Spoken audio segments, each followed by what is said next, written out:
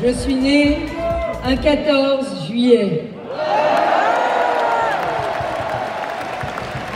Ce jour de fête nationale où la France se rassemble et célèbre en même temps la prise de la Bastille et la fête de la Fédération. La Révolution et la réconciliation nationale.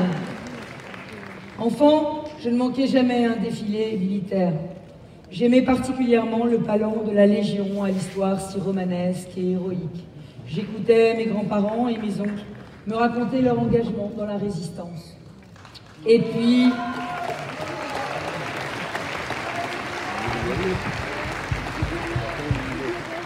oui, depuis l'enfance, la France coule dans mes veines. La France des bals populaires, des feux d'artifice et du Tour de France.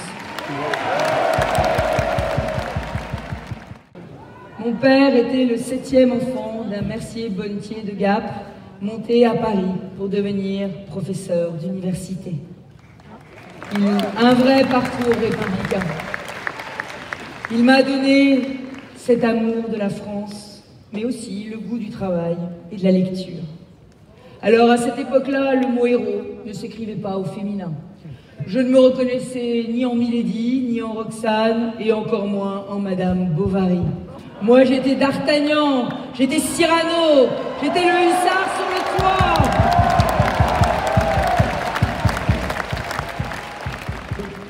Ma mère était l'assistante de mon grand-père psychiatre.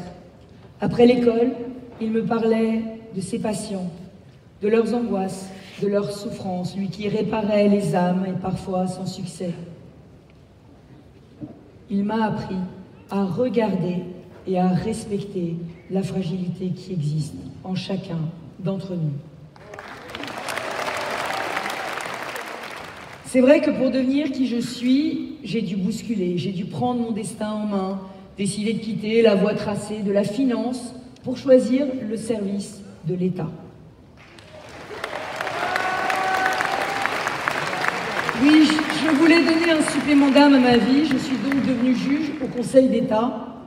Juge pour dire le droit, mais juge aussi pour défendre les victimes. À cette époque, je vivais la vie des jeunes femmes d'hier et d'aujourd'hui avec ses promesses d'émancipation, mais aussi ses humiliations subies en silence. Celle de se voir refuser 2 emplois parce que j'étais enceinte.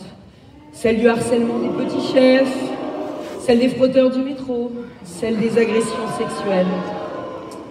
Mais ma volonté était intacte. Personne ne me ferait baisser les yeux. Personne ne doit plus nous faire baisser les yeux.